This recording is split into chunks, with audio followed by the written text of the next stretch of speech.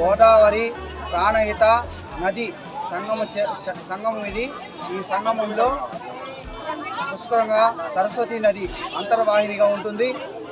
ఈ అంతర్వాహినిగా ఉంటుంది అనడానికి నిదర్శనం ఏమంటే గయాలో సరస్వతి నది వస్తుంది. ఆ సరస్వతి నది అంతర్వాహినిగా అక్కడే అంతర్భాగంలో వెళ్ళిపోతుంది.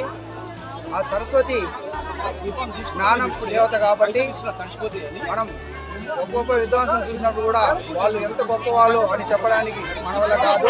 ఎందుకంటే వాళ్ళ జ్ఞానం అనంతంగా వాళ్ళకి విలీకృతమైంది. అదేవిధంగా ఈ నది కూడా 2 నదులు ఎక్కడ కలుస్తాయో అక్కడ కూడా సరస్వతి నది అంతర్భాగంలో ఉంటుందనేసి శాస్త్రం చెబుతోంది.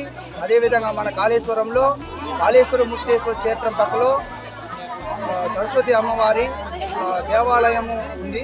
అందువల్ల ఇక్కడ ఖచ్చితంగా సరస్వతి నది సరస్వతమ్మ కటాక్షం ఉందని కూడా మనం ఖచ్చితంగా చెప్పుకోవచ్చు. ఈ కాళేశ్వరానికి సరస్వతి పుష్కరాల సందర్భంగా ఎప్పుడు లేనంత విధంగా విశేషంగా జనాలు ఎక్కువగా వచ్చారు. అందరూ కూడా మంచి భక్తి శ్రద్ధలతో అమ్మవారిని ధ్యానించుకుంటూ భక్తి శ్రద్ధలతో పిండ ప్రదానాలు దీపారాధన కూడా బ్రహ్మాండంగా చేసుకున్నారు. ఇప్పుడు ఈరోజు చివరి రోజు. అన్ని రోజుల కన్నా కూడా ఈరోజు చాలా అధిక మొత్తంలో జనాలు వచ్చారు. చాలా సంతోషంగా ఉంది. చివరి రోజు అయినా కూడా తగ్గలేదు. చివరి రోజు అయినా కూడా తగ్గకుండా వస్తారు. ఖచ్చితంగా రేపు కూడా వస్తారు. చేయాలంటే ఇప్పుడు వచ్చినారు కాబట్టి దీనిపైన జనానికి ఆకర్షణ వచ్చేది. ఖచ్చితంగా దీన్ని డెవలప్ కూడా ఖచ్చితంగా అవుతుంది.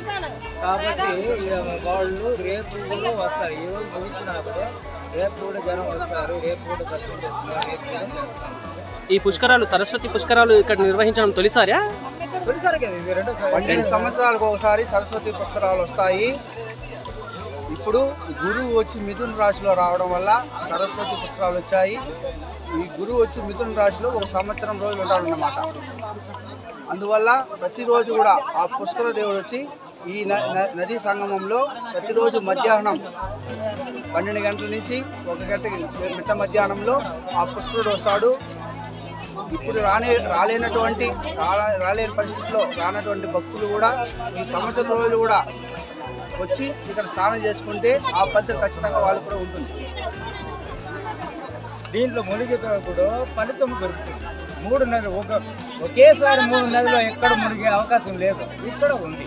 కాబట్టి 3 నెలలు మునిగినప్పుడు తప్పకుండా వాళ్ళ అనుగ్రహం మనకు ఆ విధంగా ఉంటాయి.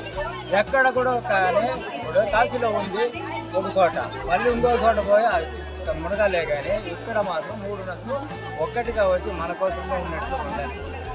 మనం మునిగినా అది ఇంకా 3 నెలలు ఒకేసారి మునిగినప్పుడు ఎంత ఫలితం ఉంటుంది ఆలోచించాలి. అప్పుడు అమ్మాయి ఉంది కాబట్టి ఫలితం మాత్రం కనీసం ఇప్పుడు జనం ఎక్కువ వస్తూ ఉంటారు. ఎందుకంటే కానీ ఇప్పుడు జనము విపరీతంగా వస్తూ ఉంటారు. మేము చూస్తూనే ఉన్నాం. చాలా మంది బయట ఊళ్ళ నుంచి అసలు అడిగితే నిన్న పిండ వదిలితే 11 వరకు చేస్తున్నారు. ఎలాంటే వాళ్ళు బయట రాలేదు, బయట నుంచి వచ్చినారు కాబట్టి మాకు అవసరం లేదు. ఆయన పోలీసు వచ్చి ఏందయ్యా అది జరుగుతుందంట వాళ్ళు వదలలేదు, ఆయన్నే అడిగాడు. మేము బయట నుంచి వచ్చినాం సార్, మాకు సౌకర్యాలు లేవు, వచ్చినాము, మా వల్ల ఆడాడ బంద్ అయిపోయింది, చాలా ఘోరంగా వచ్చి ఈ టైం మాకు దొరికింది, ఇప్పుడు టైం వచ్చింది, మేము వచ్చి స్నానం చేస్తున్నాము. ఆయన ముందు అదంతా అయ్యింది. రియల్గా జరిగిన విషయం చెప్తా ఉన్నాం. అదే రియల్గా జరిగింది. ఆయన వచ్చినాడు, సీఎం వచ్చి చూసుకొని పోయి మరి అడిగినాడు, చూసినాడు, ఏం మాట్లాడాడు, వెళ్తున్నాడు. అలాంటి ఆయన కూడా జనం చూస్తూ ఉంటాయి. జనం ఉంటే ఆయన ఏం చేయగలుగుతాడో చూస్తాడు, గొంతులు వెళ్ళిపోయాడు. అది కదా.